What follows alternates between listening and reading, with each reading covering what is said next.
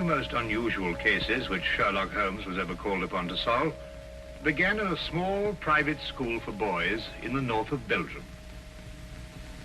The boys' dormitory at 4 in the morning, lighted by a full moon, looked quiet and peaceful. It would have been difficult to imagine that here began a train of events which filled 4 graves before it was stopped.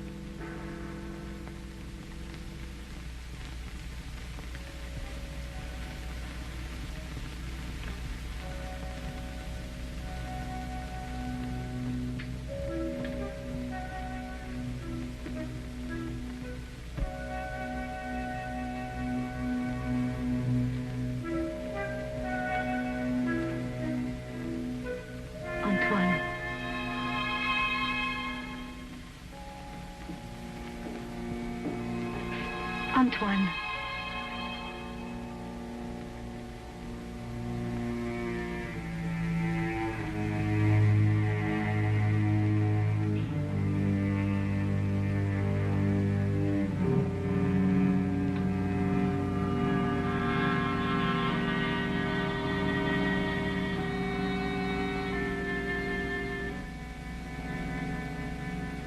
He has gone out. Didn't you try to stop him? I called his name. Either he did not hear or pretended not to. I was afraid to startle him.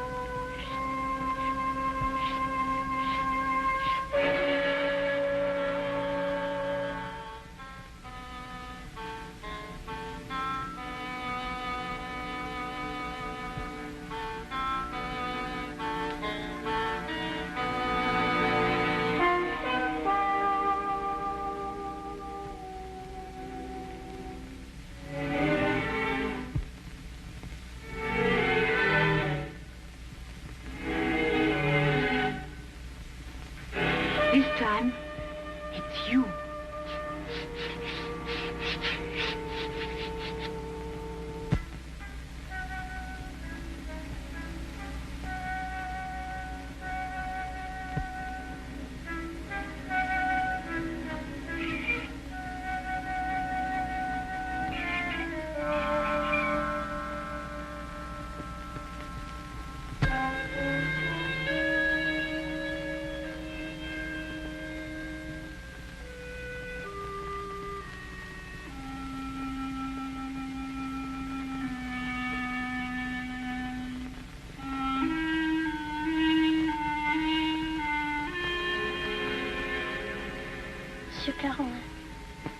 Is there nothing wrong? No. Nothing, Antoine. Go back to sleep. What are you going to do? The police? It will be the end of my career. We'll have to close the school. Send the boy away? Would that stop it? I suppose not. It's horrible. 3 deaths in 3 months. Each one foretold by the writing on the church steps. I still think the police... No. But your own life. I've never felt in better health. And if I'm careful to keep out of drafts and avoid falling downstairs. How can you joke at a time like this? There's a man in London. He solved cases even more hopeless than this. Sherlock Holmes? You thought of him? Let me write to him. And ask him to do what? To come here, investigate. Find out who is responsible for those deaths and how a schoolboy can tell in advance who is next to die. And have the school invaded? Our teachers questioned? Our boys terrorized? I'll do my own investigating, Mademoiselle Grand. In my own way.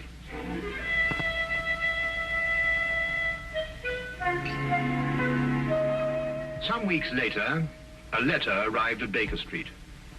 Holmes read it over once to himself and then aloud to me. Dear sir, it will be a source of eternal regret to me that I allowed myself to be dissuaded from writing to you sooner, Mr. Holmes.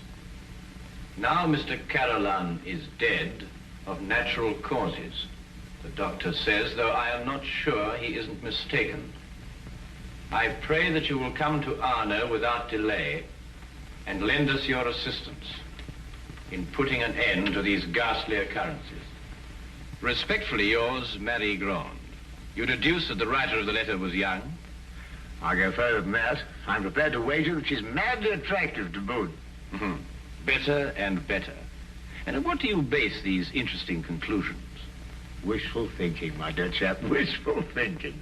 Then wish no more. She is both young and attractive, with hair the color of autumn honey. Oh, did you read that between the lines? No, this came with the letter. Uh-huh. A lovely color, you'll admit, Watson. And from a beautiful young woman at that. Now, come, Holmes. That's neither logical nor factual, and you know it. You aren't the only one privileged to think wishfully, my dear Watson. Bravo. So you're going to take the case? Yes, and if you pack for us both, I'll arrange for tickets. The boat train took us to Dover. By mid-morning the following day, Holmes and I were sitting in the headmaster's study at the Arno School in the presence of Mademoiselle Marion-Crawford, who was indeed extremely attractive, with hair the exact shade of autumn honey. Then you're quite sure you've told me everything, Mademoiselle Crawford? There is only the matter of the old woman, but I don't think it's important. Well, let me be the judge of that, mademoiselle. Her name is Madame Soulet. She's a harmless, feeble-minded woman who sells charms and love philters for the ignorant. Some have called her a witch. I see. And what is her part in this affair? She admits she went to see those whose names were written on the church steps and offered to sell them some charms against the evil omen. That's most interesting. Did any of the other victims purchase these charms? I can only speak for Monsieur Carolan. He did not. And what about the others? Were they persons of wealth? No. Two were quite poor. The third one moderately well off. We have no really wealthy people here in Arno, Mr. Holmes. Except, of course, the Count de Passevant. You know the Count? No, indeed. I only happened to pass a carriage on the way boasting his coat of arms. However, I should like to have a word with this Madame Soulet, if that can be arranged. You have only to go to her house. It's on the edge of town, on the North Road.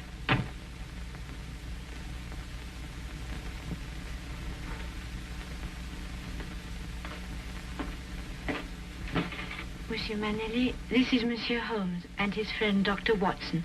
Monsieur Manelli, our new headmaster. How do you do? How do you do? Now that you're here, Mr. Holmes, we have hopes at last of getting to the bottom of this terrible affair. Thank you, sir. I can only hope to do my best. Mademoiselle Grand has given you all the facts? All the facts at her command. Perhaps you can supply some additional ones. I am sorry, no. Mademoiselle Grand was the favorite member of the faculty here.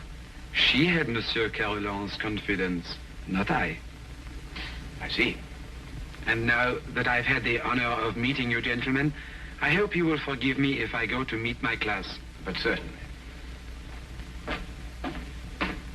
By the way, mademoiselle, Dr. Dimanche is waiting in the vestibule. Did you send for him? Yes, I did. I'll go and fetch him. I'll be back directly.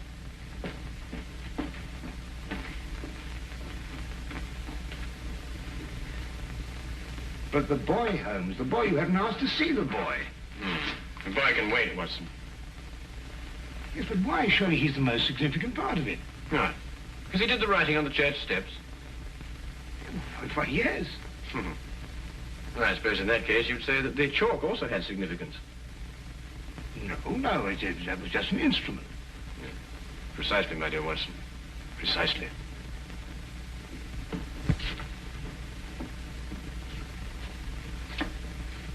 Mr. Holmes, this is Dr. Dimanche. Mr. Holmes and Dr. Watson. Delighted. How do you do, Doctor? Always happy to meet a colleague. Thank you. So am I. I hope I haven't kept you waiting. I came as soon as I got Mademoiselle's message. Won't you sit down? Thank you. Mademoiselle Grant tells me that you're the physician who attended Monsieur Carolan shortly before he died. Yes. My last examination of him gave me no hint of what was coming. I see. And yet you're positive he died of natural causes. There's no doubt about it. I believe 3 other persons died recently in Arno, shortly after their names appeared on the church steps. Did you attend them also? Arno is a small town. I'm fortunate or unfortunate enough to be the only doctor here. Previous to your present fortune, or misfortune, you practiced in Paris, I understand. I see Mademoiselle Grant has briefed you well. I told nothing of your past, Doctor. Then how do you know? Well, you dress with the flair of a Parisian. If you've been living here any length of time, I should imagine you would have acquired a more homespun costume. I might have ordered these from Paris. On the income of a country physician. What do you think, Dr. Watson? Hardly likely, Holmes. Capital, Mr. Holmes. Your powers of deduction have not been overrated. But you didn't ask me here to discuss my clothes or my income. How can I help you? Dr. Dimanche, of what exactly did Monsieur Carolan die? Heart failure. Were you carried out a post-mortem? There's no need. The signs were obvious. I see. And you saw nothing suspicious, either in the case of Monsieur Carolan or of the other victims? Not one thing, Mr. Holmes. That's interesting. Perhaps you'd care to put forward a theory of your own as to the connection between the prophecies and the deaths. I have no theory. The explanation lies either in the most extraordinary combination of coincidences or in some sort of prevision on the part of the boy, Antoine. Do you believe in prevision or telepathy? Years ago, my professor at Salpêtrière did suggest there might be something in it. For myself, I don't know. I neither affirm nor deny. Then I believe you can tell me nothing more for the present, Dr. Dimanche. Don't hesitate to call on me again. Now I must go back to my surgery. I may have a patient waiting. You never can tell. I'll be here early tomorrow afternoon for the monthly examination, mademoiselle.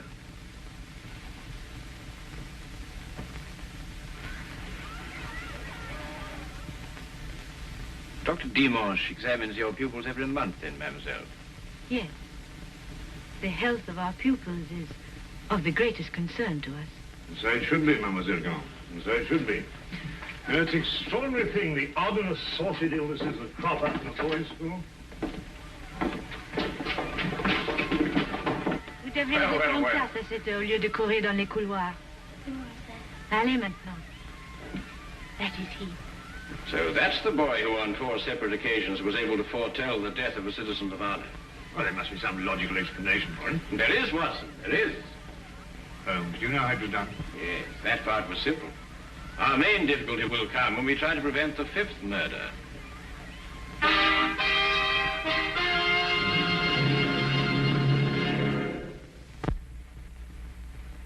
Turn to the case of the deadly prophecy. The church on whose steps the deadly prophecies were written stood less than 100 yards from the school. I had supposed that Holmes, with his usual attention to detail, would want to examine it thoroughly, but once again he surprised me. He did not stop. And I had a fair guess that perhaps he wanted to have a little talk with a certain Madame Soulet. Come in. Madame Soulet? Come in. I was expecting you. I thought you would be. Sit down. Thank you. Do you know why I've come to see you? For help, naturally. Score one to her, Holmes. Let's call it information. Trifling bits of information such as how came the boy by his deadly prophecies?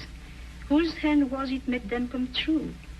Suppose we start with a bit even more trifling. You offered charms to the victims. But how did you know who they were before they were struck down?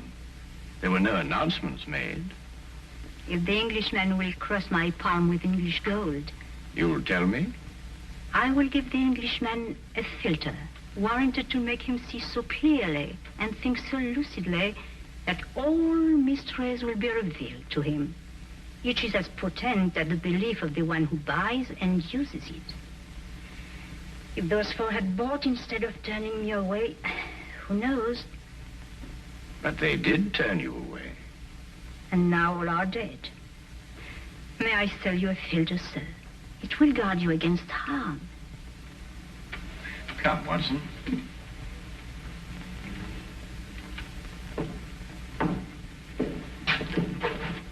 Good day, Madame Soulet.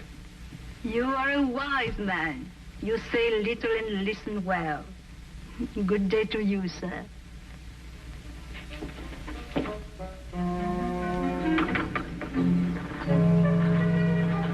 Filters, bosh. We might be living in the Middle Ages. Not the Middle Ages, Watson. Merely a small European village. Ah, Count Passivant, I believe. Oui, monsieur.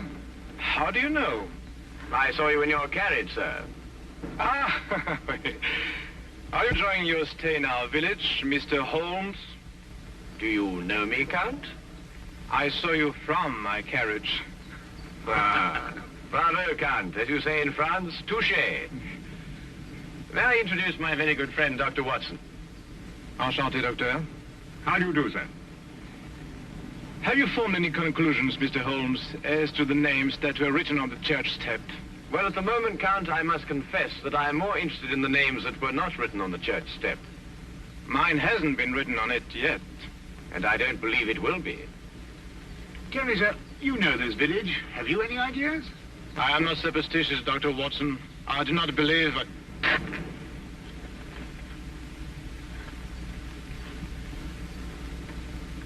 You're not superstitious, Count? Madame Soulet's filter, at least, can do no harm. Good day, monsieur. Good day. There were a few points about this case which Holmes thought could best be cleared up in Paris. He had asked me to go alone, as the following night there would be a full moon, and he wanted to stay in Arnaud to be on hand, just in case.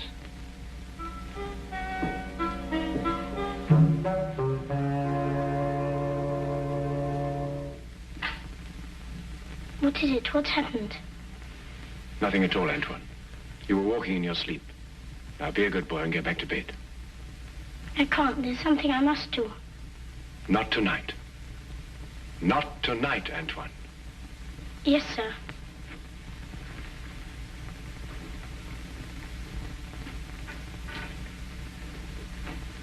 What does it mean? It means that nothing further will happen tonight. Sleep well, Mademoiselle Grand.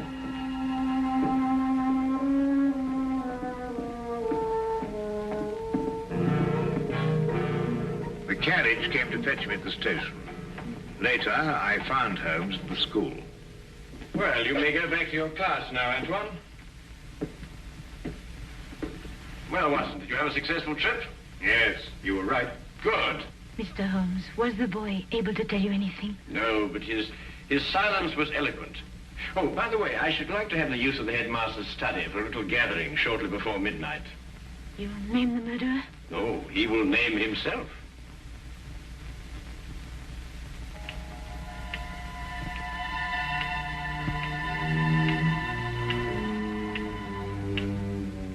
It's almost midnight, Mr. Holmes.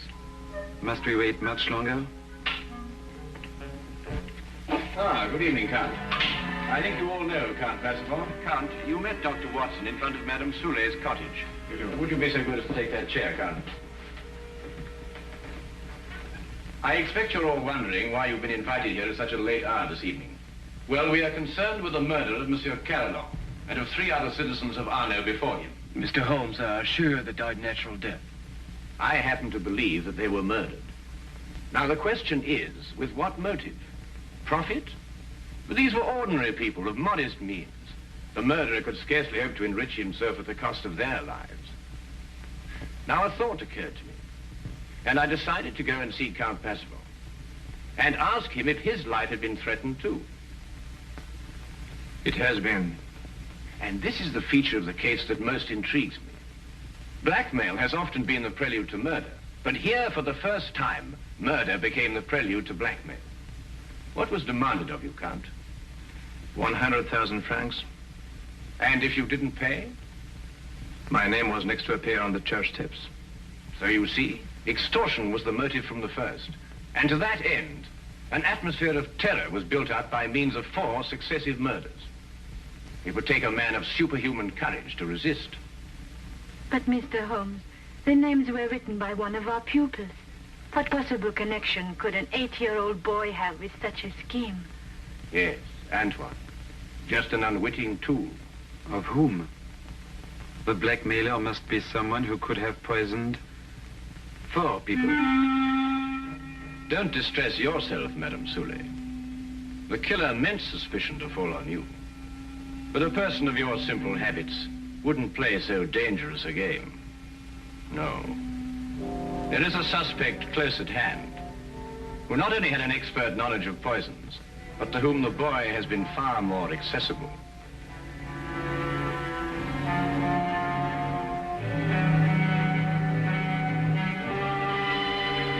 Accessible regularly once a month. This suspect was once a pupil of Dr. Charcot, who lectured on hypnotism at Salpêtrière Hospital in Paris. It would have been as easy for him to send Antoine on his monthly errands as to wind up a mechanical toy. Dr. Watson. Yes? Yesterday in Paris, you made certain inquiries into the character and education of this suspect. What did you discover? I discovered that he was a spendthrift and a wastrel who had quit Paris in order to escape his creditors. It's a lie. Calm yourself, Dr. Dimanche. I, too, have dabbled in hypnotism. This morning, Antoine and I had a little talk. I suggested that he come down here at midnight and point out the person who instructed him to write on the church steps. The person he was instructed not to remember when out of the hypnotic trance. It lacks but 1 minute to 12 now.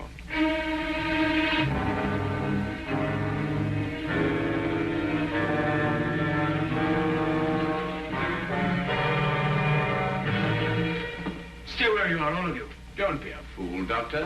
When I visited your office this afternoon to look over your stock of drugs, I took the very ordinary precaution of emptying the cartridges from your gun.